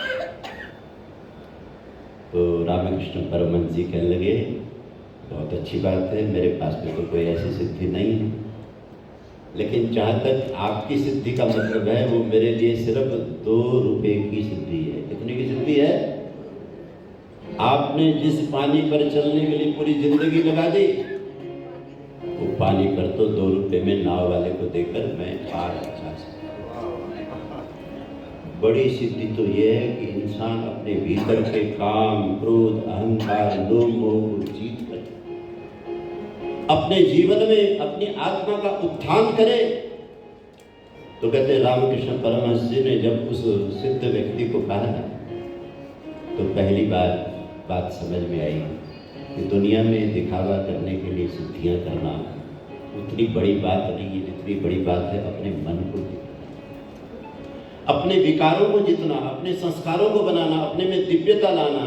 तो कहते हैं आढ्योवि जनमानस्मि पुण्योस्ति सदृशो मया यक्षे दास्यामि मोदिस्य इत्यजान विमोहिताः। जब व्यक्ति इस तरह की साधना नहीं करता, देवी जो साधन है उनका उपयोग नहीं करता और धीरे धीरे उसमें आसुरी भावनाएं बढ़ती हैं, तो उसमें ये अहंकार आता है कि मैं ही आढ़्य हूँ। यानी कि आढ़्य से एक आढ़ती शब्द भी बनता है, ध्यान रखना। आढ़्य, आढ़ती शब्द गया यहीं से है, संस्कृत से ही गया है। दुनिया की सारी भाषाओं का मूल संस्कृत, संस्कृत से ही सब कुछ बना है। तो कहते हैं अपने आप को भंडार भरा हुआ मानना, अभिजनवान अस्ति, सारा इलाका मेरे हाथ में, ऐसा मानना। पुण्योस्ति सदृशो मया, मेरा मुकाबला कौन कर सकता है, ऐसा मानना। और 3 बातें भगवान ने यहाँ बोली। ऐसा आदमी यक्षे, ये लोग क्या यज्ञ करते हैं, क्या दान करते हैं, जब मैं यज्ञ करूँगा ना दुनिया देखेगी। यक्षे दास्यामी, ये क्या दान है, इसने 5 लाख दिया, ये क्या दान है, 10 लाख दिया, ये क्या दान है, जब मैं दान करूँगा तब दुनिया देखेगी। दास्यामी, यक्षे दास्यामी मोदिस्य, मैं जो मौज मनाऊंगा, मैं जो पार्टियां करूँगा, ऐसा वो कहता रहता है, कर नहीं पाता। स्वामी रामसूत्रदास जी ने बहुत अच्छा अर्थ किया है गीता का अर्थ करते समय। बहुत बार आसुरी वृत्ति के लोग अच्छा काम करना चाहते, लेकिन उन्हें ये सौभाग्य नहीं मिलता क्योंकि उनकी तृष्णाएं थी। आपने रावण के बारे में सुना है ना? रावण एक सीढ़ी बनाना चाहता था। कौन सी सीढ़ी? स्वर्ग में जाने वाली सीढ़ी। बच्चों को कथा सुनते हुए लगता है जैसे यहाँ स्टेयरकेस है, लिफ्ट है, ऐसे रावण अगर स्वर्ग की कोई सीढ़ी बना देता, हम भी बटन दबा के, क्यों जी, हम भी चढ़ जाते हैं। अरे ये तो बंदूक कथा है आपका मन लगाने के लिए। इसकी यथार्थता सुनो, कथा के भीतर उसका तथ्य सुनना चाहिए। रावण भी ये चाहता था कि मैं ऐसे ऐसे पुण्य कार्य करूं कि मैं कुल कुटुंब सहित दिव्य लोक का, स्वर्ग का भागी बनूं, लेकिन इच्छाएं इतनी गंदी अंदर पाल ली, वो करने का मौका नहीं मिला। वो यही कहता रहा, यक्षे दास्यामि मोदिस्य इत्यजान विमोहिता, अज्ञान के मोह में वो पड़ा रहता है। इसलिए कल की कथा में हम जो आपको सुना रहे थे, राजा का जन्मदिन हो रहा था, माता जी को याद है ना?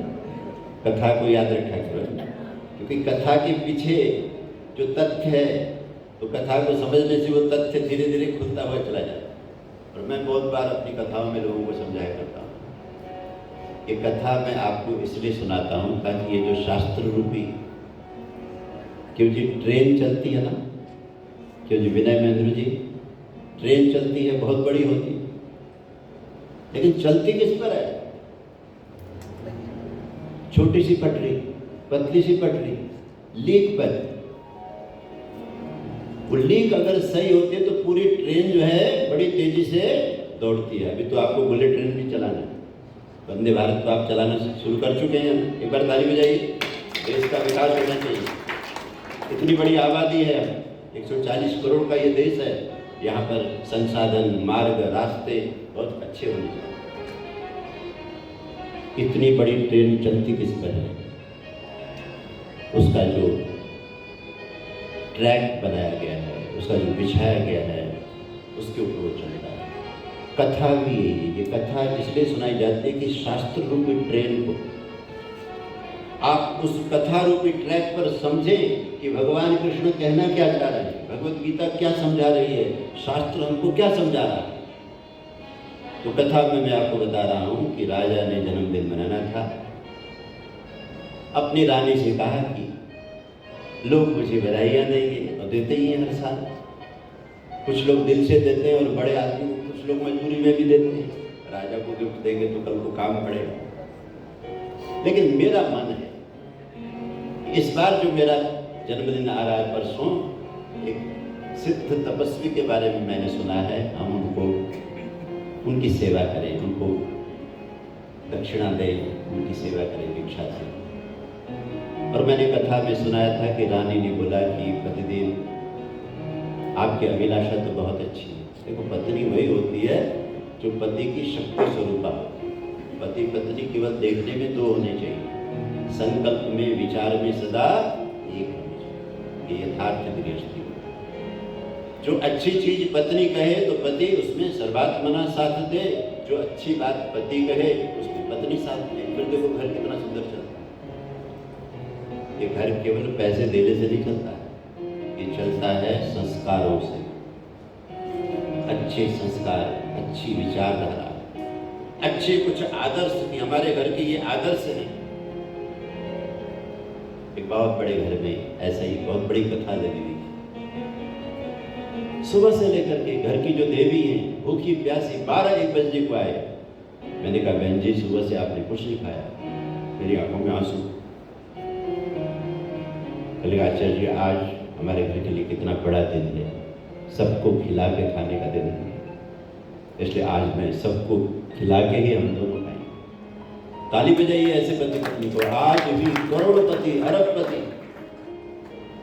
लेकिन एक कथा, एक घर के अंदर अनुष्ठान, एक यज्ञ, एक आदर्श के साथ, एक भाव के साथ, क्यों नहीं? इस घर का परम सौभाग्य है, सैकड़ों लोगों के चरण पड़ रहे हैं। मेरे पोते पोतियां खड़े होकर के गीता बांट रहे हैं, जाते समय लोगों को प्रसाद दे रहे हैं, कोई पानी पिला रहे हैं, कुर्सी लगा रहे हैं, कितना आनंद आ रहा है। और बड़े घरों में तो वैसे भी इकट्ठा होने का मौका ही नहीं मिलता, कोई देश में है, कोई विदेश में। इसलिए आज बहुत बड़ा दिन है आचार्य जी। आज मुझे सबको खिला के ही खाना है, इसे कहते हैं व्रत। और वैसे ही पति, ऐसा जोड़ा जिस घर में हो, जिस परिवार में हो, जिस समाज में हो, जिस राष्ट्र में हो, उस राष्ट्र का गौरव वो जुड़ा होता है। तो राजा ने जो बात कही तो पत्नी ने साथ दिया। लेकिन पत्नी ने एक बात समझाई कि पत्नी महात्मा बहुत उच्च कोटि के, वो अपनी साधना में बहुत सावधान रहते हैं, इसलिए अमीरों से बचते हैं, ज़्यादा पैसे वालों से बचते हैं। जहाँ उनको पता होता है कि मेहनत की सच्ची कमाई है, वहीं से कहीं से भिक्षा लेते हैं। राजा ने कहा कि नहीं, हम जाएंगे, प्रार्थना करेंगे, हम कहेंगे हम भी कोई अमीर नहीं, हम भी इस राष्ट्र के सेवक हैं, हम भी तो सेवा ही कर रहे हैं। एक अच्छा प्रधानमंत्री, एक अच्छा राष्ट्रपति क्या है? वो देश का एक सेवक ही तो है, सेवा भाव। लेकिन भावना हो तब ना। तो कहते राजा रानी गए और महाराज से प्रार्थना की। महाराज जी ने भी सोचा कि चलो इसी बहाने कुछ शिक्षा दी जाए।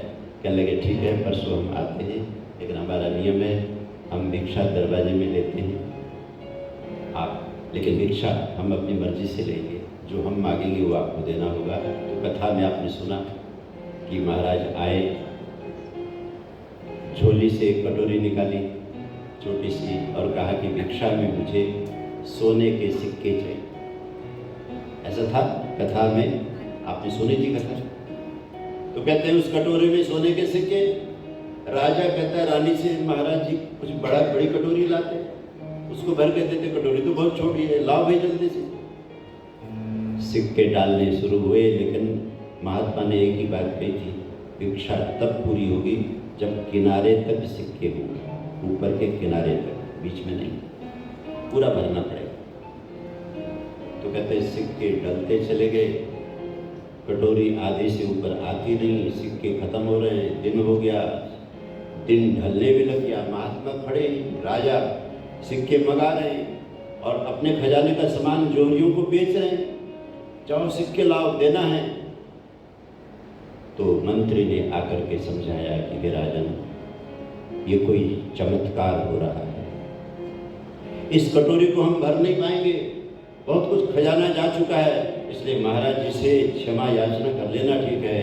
तो राजा कहता है कि देखिए मैं क्षत्रिय हूँ, राजा हूँ, मैंने वचन दिया है, मैं भिक्षा दूंगा, तो तुम जो कुछ भी है बेचो। तो जब ये बातचीत हो रही थी तो सांझ भी होने को जा रहा था, सूर्य ढलने लग गए। आपने देखा, मैंने एक दिन ये भी समझाया था, एक अच्छी जिंदगी में हमें सूर्या चंद्रमसा विवा, सूर्य चंद्रमा के दर्शन करने चाहिए। ऐसा घर मत बनाओ, ऐसा एसी मत लगाओ, ऐसे तहखाने में मत चले जाओ, ऐसे अपार्टमेंट में मत बैठो कि आपको सूर्य से कोई लगाव न रहे, चंद्रमा से लगाव रहे। ये तो आपकी नाड़ियों को चलाते हैं। आपको पता है योग विद्या में कहा गया 2 नाड़ियां हैं, एक सूर्य नाड़ी है और एक चंद्र नाड़ी। यहाँ भी योगा वगैरह सिखाते हैं कुछ मंदिर में, योगा सिखाने का होना चाहिए, योग आप लोग जरूर सीखिए, आसन की। इस विशाल ब्रह्मांड में रहते हुए 2 सत्ताएं हर एक शरीर में अपनी शक्तियों का संचार करते हैं, तो वो ये भी बताते हैं कि समय के साथ चलना मेरे बच्चे, जब सूर्य उदय हो तो फिर काम में लग जाना, जब सूर्य अस्ताचल हो जाए तो आराम की तरफ जाना। ये एक सहज जीवन था, इसलिए उस समय ये जो कैंसर रूपी भयानक रोग इस समय हमको खा रहा है, सूर्य चंद्रमा के सही अनुगमन के कारण से ये वाली बीमारी नहीं थी। इस समय जो बीमारी हो रही है, ये हम विपरीत आचरण करने की वजह से हमने बुलाई हुई बीमारी। तो महात्मा कहने लगे कि आपके मंत्री ठीक कहते हैं, ये कटोरी भरने वाली नहीं है। और दूसरा, सूर्य भगवान अस्ताचल को जा रहे हैं, शाम को मेरा ध्यान करने का, जप करने का समय भी होने वाला, इसलिए आप इस इच्छा का त्याग कीजिए कि ये कटोरी भर सकती है, ये कटोरी भरने वाली कटोरी नहीं। मेरा आशीर्वाद है, आप फलिए फूलिए, और जो धन आपने यहाँ दिया है, भगवत कृपा होगी, दोबारा से आप अपने भंडार देखोगे, भंडार में धन आपको मिलेगा। मैंने आपको कुछ शिक्षा दे दी थी, मैं अब जा रहा हूँ। महात्मा आशीर्वाद देके जाने लगे तो राजा ने महात्मा के पांव पकड़े और पूछा, महात्मा जी ये बताइए तो सही, ये कटोरी बनी किस चीज की है, किस धातु की बनी चीज है, ये तो बताइए। तो महात्मा कहने लगे, हे राजन, ये कटोरी इंसान के दिल से बनी है। किससे बनी है? और इंसान का दिल कभी भरता नहीं। बोलिए सच्चिदानंद भगवान। आशा पाश शतैर्बद्धा काम क्रोध परायणा, विभिन्न प्रकार की आशाएं हमें घेरे रहती हैं, विभिन्न प्रकार की व्यर्थ की योजनाओं में हम उलझे रहते हैं और ये जीवन अमूल्य चलता हुआ चला जाता है। तो इसलिए कहा कि व्यक्ति को जो दैवी आचरण है, अभयम सत्व संस्कृति, भगवद गीता के 16वें अध्याय के आरंभ के श्लोक को साथ रखते हुए अगले श्लोकों को पढ़ना है। पाना हमने क्या है, वो 26 जो पहले दिन हमने श्लोक पढ़े थे, 26 संपत्ति उसे पाना है, और बचना हमने किससे है, इस आसुरी संपत्ति से। अगर हमने वो नहीं पाया तो ये तो मिलेगा ही, इसने तो हमको छोड़ना है नहीं, ये तो हमको घेरेगा ही, और हम इस तरह के अभिमान में चले जाएं। कहते हैं, बहुत पुरानी बात है, आगरा मथुरा के आसपास की बात। 2 सेठ, एक का नाम था धर्मचंद और एक का नाम था कर्मचंद, अपना कारोबार चलाते थे। और कारोबार जब बहुत अच्छा बढ़ता है तो आदमी चलो इसमें भी राशन वाला भी कर लो, लोहे वाला भी करो, चलो कपड़े वाला भी डाल लो, बंदे भी अच्छे हैं, काम भी फैलेगा। और दूसरा, अगर आपके हाथ में धन आ रहा है, काम कर सकते हो, तो काम को बढ़ाना इसलिए ज़रूरी है ताकि औरों को रोजगार मिले। वर्णाश्रम व्यवस्था के हिसाब से ध्यान रखना। और आज की भी जरूरत है, क्योंकि आज देश में बेरोजगारी पर बहुत राजनीति होती है। इसको भी संभालने की जिम्मेदारी मेहनत करने वाले अच्छे व्यापारियों की है। बहुत अच्छे अच्छे काम करें, लोगों को रोजगार दें, लोगों को काम में लगाएं। और आपके पास में जो लोग काम करते हैं उनके सुख दुख को बांटें। जो आपके घर में कोई झाड़ू लगाने आ रहा है, पोछा लगाने आ रहा है, कोई कुछ करने आ रहा है, उसको काम करा के पैसे दे के मत भेजो, पूछो कि बेटा तू कहाँ का रहने वाला, तेरे घर की क्या स्थिति। कोई चीज़ तुझे ज़रूरत हो, उसके साथ अपने संबंध भी बनाना चाहिए, क्योंकि वो हमारे ही भाई बहन हैं। उनकी वजह से हम अपने काम को करते हैं। तो दोनों सेठ जी खूब काम करते थे, लेकिन कहते हैं काम करते करते करते करते ये इधर तरक्की कर रहे थे, ये इधर तरक्की कर रहे थे, ईर्ष्या पैदा हो गई। क्या पैदा हो गई? ईर्ष्या। एक दिन धर्मचंद जी ने अपनी पत्नी से कहा कि देवी, मेरे मन में तो किसी के प्रति कोई ईर्ष्या नहीं है, लेकिन मुझे नहीं पता कि करमचंद जो भाई साहब हैं, उन्होंने भी बहुत पहले बहुत थोड़े से कारोबार शुरू किया था, हमने भी थोड़े से किया, वो भी खूब तरक्की कर रहे हैं, हमारी भी तरक्की को हो रही है। लेकिन अब वो थोड़े बदले बदले से लगते हैं, उनके अंदर उस तरह का प्यार प्रेम नहीं है, ये मुझे नहीं समझ में आता। तो पत्नी कहने लगी कि हम लोग कथा सुनते हैं, ये इंसान का मन है, इस मन को अगर मंत्र के साथ न जोड़ा जाए तो ये माया में लथपथ होकर आसुरी विचारधारा में चला जाता है। इस मन को कौन बचाता है? मंत्र बचाता है। कौन बचाता है? मंत्र। हमारी जो दिव्य नाम है, दिव्य चर्चाएं हैं, दिव्य कथाएं हैं, इन कथाओं में हम एक तरह से स्नान करते हैं। हमारा मन, आप ये जो गीता कथा सुन रहे हो, ये कोई साधारण बात नहीं। आप भगवान कृष्ण के चिंतन में नहा रहे हो, अपने मन की डुबकी लगवा रहे हो, स्नान। इसलिए पहले का तीर्थ आज का जैसा नहीं था कि गाना सुनते हुए गए, गंगा जी में एक डुबकी लगाई और कचौरी वचौरी खाने लग गए, फिर गाने सुनते हुए दिल्ली आए। ऐसा नहीं होता था। पहले हम घर के काम को बच्चों को सौंप कर, व्रती बनकर, ये चीज़ नहीं खानी, ये चीज़ नहीं पहनना। वहाँ के जो पंडित हैं, वहाँ के जो आचार्य हैं, उनके पास में जाके कथा सुननी है, उनकी सेवा करनी है, गौशाला की विद्यार्थियों की सेवा करनी है, नहाना है और गंगा जी के किनारे में बैठ कर के जप करना, तप करना। और जप तप करने से ही तीर्थ होता है, केवल जाकर के दौड़ दौड़ करके जाकर के आपका तीर्थ पूर्ण नहीं होता है। तो सेठानी कहने लगी, पतिदेव, क्योंकि आप तो व्यवसाय भी करते हो और जब तक भी करते हो, दान पुण्य भी करते हो, तो आपका मन उस तरह का है, लेकिन वहाँ मैंने सुना है कि वहाँ ऐसा कुछ होता नहीं। तो वो कुछ भी कहें, मेरी आपसे ये प्रार्थना है, अपने मन में कभी भी उनके लिए बुरा मत सोचो। यही सोचना है कि हमसे भी ज़्यादा भगवान उनको दे दे। अब ये देखो, ये कितनी अच्छी सोच है, पत्नी कितनी अच्छी। और जब इस तरह का व्यक्ति जब धर्मादा निकालता है तो कितनी गौशालाएं चल जाती हैं, कितने आश्रम बन जाते हैं, कितने मंदिर बन जाते हैं, कितने गुरुकुल बन जाते हैं। समृद्ध व्यक्ति जब धन कमाता है और धन का हिस्सा निकालता है धर्म के लिए। हमारे सिख भाई बैठे हैं, उनको नमन है। हमारे गुरुद्वारे इतने अच्छे क्यों बनते हैं?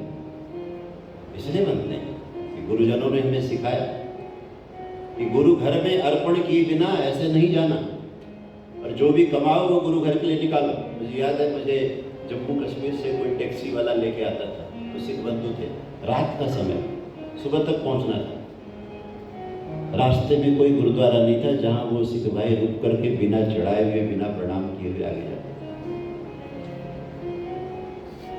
जब तक आप अपने धर्म के लिए, अपने इष्ट के लिए, अपने आदर्श के लिए कुछ अर्पण नहीं करोगे, वहां से मिलेगा नहीं। जो खाली जाएगा वो खाली आएगा। जो लेके जाएगा वो लेके आएगा। तो कहते हैं धर्मचंद जी का जैसा नाम था पत्नी वैसी, धर्म कर्म दान पुण्य। कर्मचंद जी का जैसा नाम था केवल कर्म, खूब कमाओ खूब कमाओ खूब कमाओ खूब कमाओ। कहते हैं एक समय ऐसा आया कि उनके यहाँ एक हिमालय से योगी आते थे साल में एक बार। धर्मचंद जी को लगा कि मेरे बेटे बहुत धर्मात्मा हैं, ये इन्हीं लोगों का आशीर्वाद है जो ये लोग घर में आते हैं, कथा करते हैं, यज्ञ याग करवाते हैं, दान पुण्य होता है, बच्चे इनकी सेवा करते हैं और कारोबार इन्होंने बहुत अच्छा संभाल लिया। और कथा में हम बार बार सुनते हैं कि आयु जा रही है,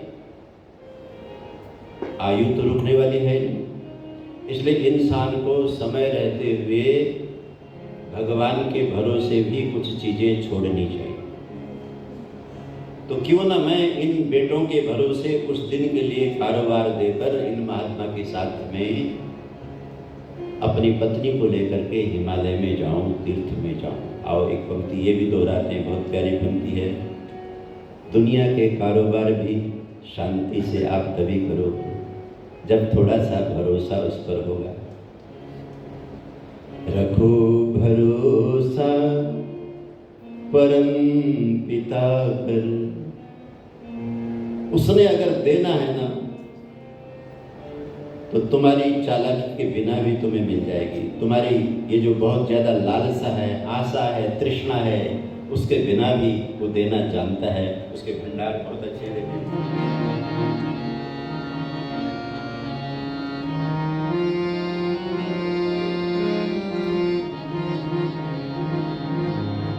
रखो भरोसा परम पिता पर, तो तेरा बेड़ा भी पार होगा। रखो भरोसा परम पिता पर, भी पार होगा। अंतःकरण में जगाने ज्योति, अंतिम समय में दीदार होगा। अंतःकरण में जगाने ज्योति, अंतिम समय में दीदार होगा। ये जो ज्योत जलाना है, कोई घर ऐसा नहीं होना चाहिए जहाँ भगवान की ज्योत न जलाई जाए ना। और ये इस भाव के लिए है कि हमें जीवन में आशीर्वाद बैठिए, हमें जीवन में ज्योतिर्मय पथ पर चलना है। तमसो मां ज्योतिर्मय, हमें माया के तमस में मलिन नहीं होना है। रखो भरोसा परम पिता पर, तो तेरा बेड़ा भी पार होगा। रखो भरोसा परम पिता पर, तो तेरा हमारे नरेंद्र दीक्षित जी माइक में बोल रहे हैं ना, इसलिए आपकी आवाज मुझे नहीं आ रही है। इस बार ये भी बोलेंगे, आपकी आवाज मुझे आनी चाहिए। रखो भरोसा परम पिता पर, तो तेरा बेड़ा भी पार होगा। भरोसा परम पिता पर, तो तेरा बेड़ा भी पार होगा। अच्छा, जो नहीं बोलेगा ना तो यही माना जाएगा कि भरोसा अभी बना नहीं है। भरोसा है तो गाना पड़ेगा। रखो भरोसा परम पिता पर, तो तेरा बेड़ा भी पार होगा। अंतःकरण में जगाने ज्योति, अंतिम समय में दीदार होगा। अंतःकरण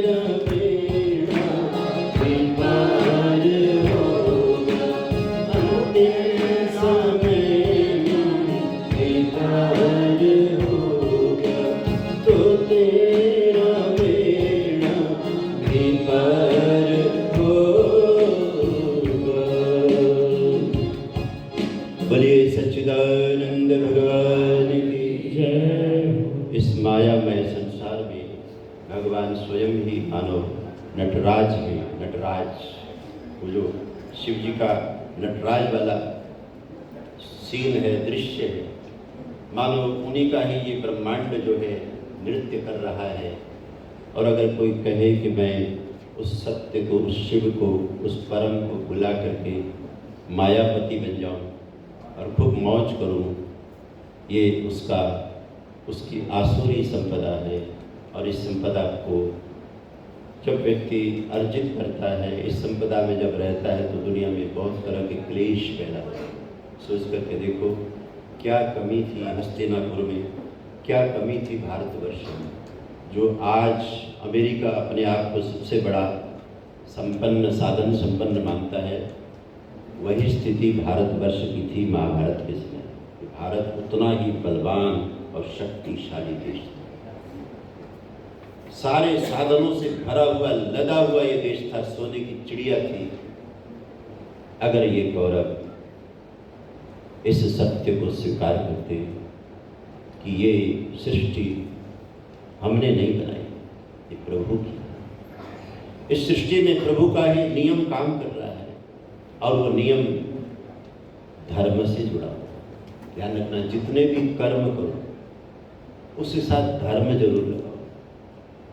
लोग ये सोचते हैं कि कर्म तो दुकान में है, धर्म मंदिर में है। क्यों जी? है जी? अशोक बल्ला साहब, महेंद्र जी, ऐसा कुछ तो नहीं है ना? लोग ऐसा सोचते हैं कि दुकान में कर्म है, मंदिर में धर्म है। यहाँ तो भाई सब गड़बड़ चढ़बड़ करना पड़ेगा तब ये चलेगा, धर्म तो मंदिर में जाके करेंगे। ऐसे हमारे जीवन का उद्धार नहीं होगा। मुझे उन व्यापारियों से मिलकर, मेरे बंधु, बहुत अच्छा लगता है। एक कथा मेरी होती है, अभी मैंने महर्षि अरविंदो का गान किया ना, अरविंद की जय जय। तो महर्षि अरविंदो के नाम से डिवाइन लाइफ फाउंडेशन नाम से दार्जिलिंग के पास जो सिलीगुड़ी शहर, उस शहर में एक बड़ी भारी संस्था हमारे व्यापारी भाइयों ने बनाई। उसमें सनातनी हैं, जैनी हैं, आर्य समाजी भी उसमें मिल करके उन्होंने वो संस्था बनाई है, महर्षि अरविंद की। वो संस्था गीता कथा कराती, बहुत भव्य विशाल। अभी जून में यहाँ हम नारायणा में, दिल्ली में सेवा कर रहे हैं, तो जून की सेवा, जो अगले महीने की जो सेवा है, वो वहाँ होनी है। तो वहाँ मैं एक व्यापारी को जानता हूँ। उस व्यापारी ने अपना वर्णन सुनाया कि आचार्य जी, क्या जब हम आए भटकते हुए, जब रेलवे लाइनें भी नहीं थी, हम कैसे कैसे आए, कितने दिन लगे सिलीगुड़ी पहुँचने में। उन दिनों चीन के साथ युद्ध चल रहा था। पटरी में बैठ करके चाय बेची, टेंट लिए, फौजियों से फटे हुए टेंट लेकर के घर बना करके पेड़ के नीचे रहे, और वही दुकान प्रेम से करते करते, बढ़ते बढ़ते आज वो सिलीगुड़ी नगर के बहुत बड़े व्यापारी, बहुत बड़े व्यापारी।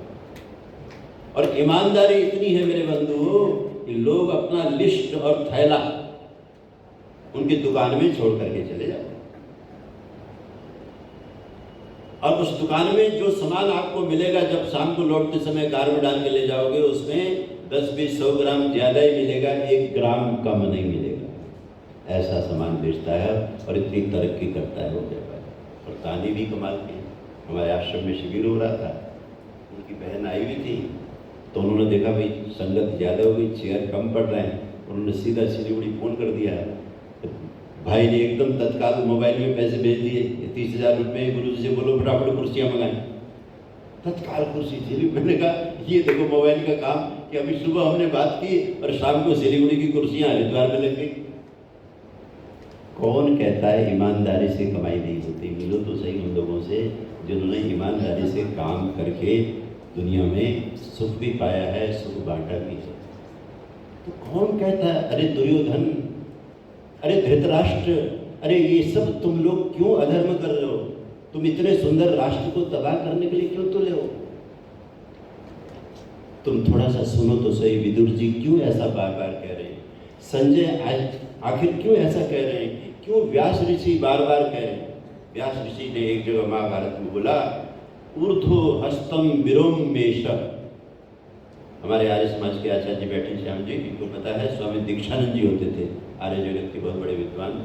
वो महाभारत का ही श्लोक सुनाया करते थे। व्यास ऋषि हाथ खड़ा करके बोलते हैं ऊर्ध्व हस्तम विरोम्य स, मैं दोनों हाथ खड़ा करके चिल्ला रहा हूँ, पुकार रहा हूँ, सबको सुना रहा हूँ कि धर्मात् अर्थश्च कामश्च स धर्म किन्न सेव्यते। धर्म से ही तुम्हारा अर्थ भी सिद्ध होता है, तुम्हारी कामना भी सिद्ध होती है। इतने अच्छे धर्म का सेवन तुम क्यों नहीं करते? तो दुर्भाग्य था, उन्होंने नहीं किया। तो सेठ धर्मचंद ने धर्म किया, कारोबार किया। कर्मचंद ने धर्म नहीं किया, कारोबार खूब बढ़ाया। कभी कभी कारोबार इस बार की मेहनत से नहीं बढ़ता, पिछले जन्म के किसी पुण्य से बढ़ रहा होता। आदमी सोचता है इस समय की चालाकी से हो रहा है। आपने कभी बाजार में देखा है एक ही तरह का सामान अगल बगल की दुकान में बिक रहा है, लेकिन एक दुकान में भीड़ लगी है, दूसरे में दिन भर कोई आया ही नहीं, सामान वही है।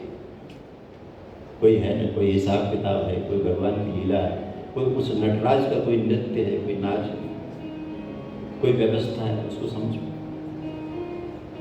तो कहते हैं जब सेठ धर्मचंद ने बहुत कोशिश की कर्मचंद को समझाने की, आपने भी तरक्की की, हमने भी तरक्की की, आओ मिले बैठे साथ रहें, तो जानबूझ करके उसे बहुत ईर्ष्या थी कर्मचंद को, और धर्मचंद से उसने अपना प्रेम कम किया।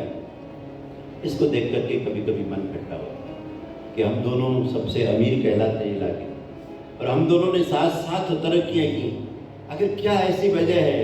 तो वो जब गुरुजी आते थे तो गुरुजी के पास में बैठ के ये प्रश्न जब पूछते थे तो गुरुजी गीता सुनाते थे, जैसे मैं आपको गीता सुना रहा हूँ कि जब आदमी 26 तरह के दिव्य संपदाओं से वंचित होता है, अभयम सत्तोषण शुद्धि आदि, तो उसके मन में कहीं न कहीं आसुरी संपदाएं आनी शुरू हो जाती हैं, और बेवजह शत्रुता, बेवजह अहंकार, बेवजह दूसरे के प्रति कुड़न और जलन से व्यक्ति खिल जाता है। इसलिए धर्मचंद अब उधर मत लगाओ, क्योंकि जब कोई व्यक्ति बिना किसी वजह के आपके दुश्मनी करता है, आप उसके दुश्मनी नहीं छुड़ा पाओगे, आप अपना मन भजन में।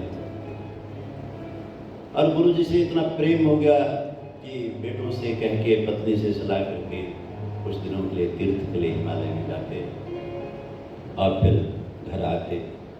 एक बार एक कथा चल रही थी घर में, पूर्णाहुति के दिन धर्मचंद ने अपने गुरुदेव से कहा कि गुरुदेव, मेरा मन करता है कि जैसे हमारा ये जो नियम है, हमारा ये जो सत्य सनातन वैदिक धर्म है, बोले सत्य सनातन वैदिक धर्म की ये वर्णाश्रम व्यवस्था है। आश्रमात् आश्रमम गच्छेत्, बाल्यकाल ब्रह्मचर्य आश्रम में, जवानी में गृहस्थ आश्रम में, ढलती हुई आयु में वानप्रस्थ आश्रम में, फिर संन्यास्त की साधना।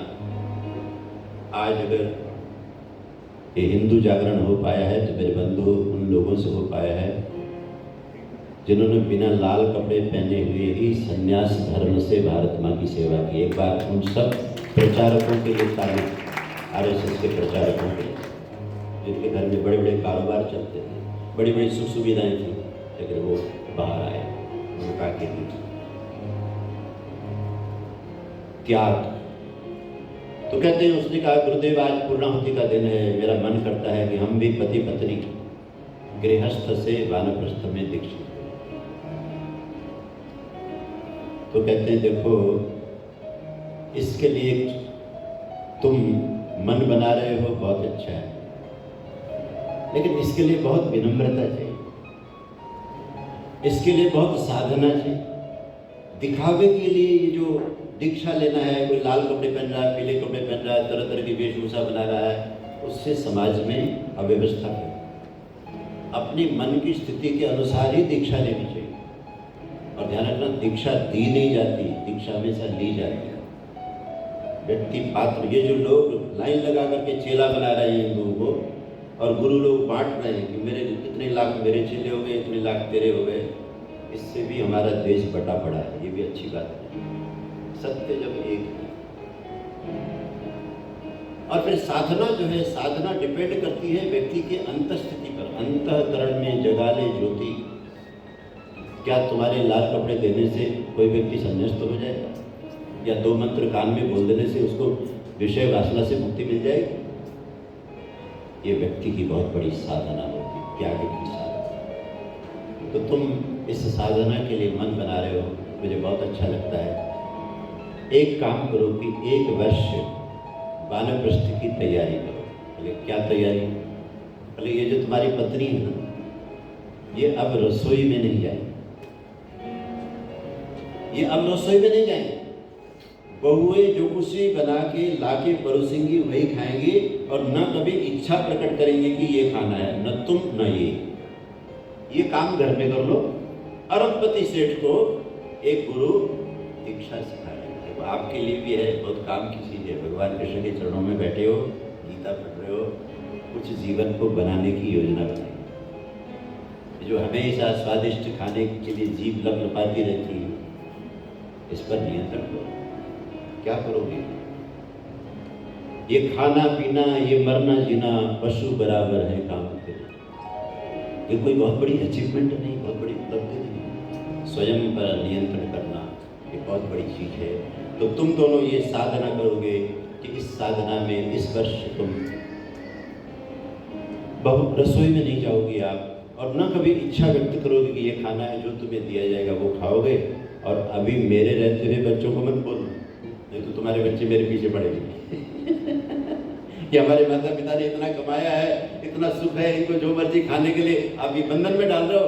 ये बात मेरे जाने के बाद बताना। ऐसा कहकर महात्मा जी चले जाते हैं। फिर आएंगे ना महात्मा जी, कल मैं भी आऊँगा, आज समय हो रहा है, कल हम सुनाएंगे फिर क्या होता है। क्योंकि जब व्यक्ति अपने आप को नियंत्रित करता है, साधन के होते हुए, कहीं बाहर जाकर के नहीं, कहीं जंगल में जाकर के नहीं, अपने घर के बीच में, सारी सुख सुविधा के बीच में अपने ऊपर जब कंट्रोल करना शुरू होता है, तो उसके भीतर क्या क्या दैवी चीज़ें प्रकट होनी शुरू हो जाती हैं। ये चर्चा हम कल सुनेंगे। अब आपको हमने गीता में प्रिंटेड पेपर दिया था, जिसमें लास्ट का भजन है गीता की महिमा का, श्री कृष्ण गोविंद माधव की, उसे आप बोलिए।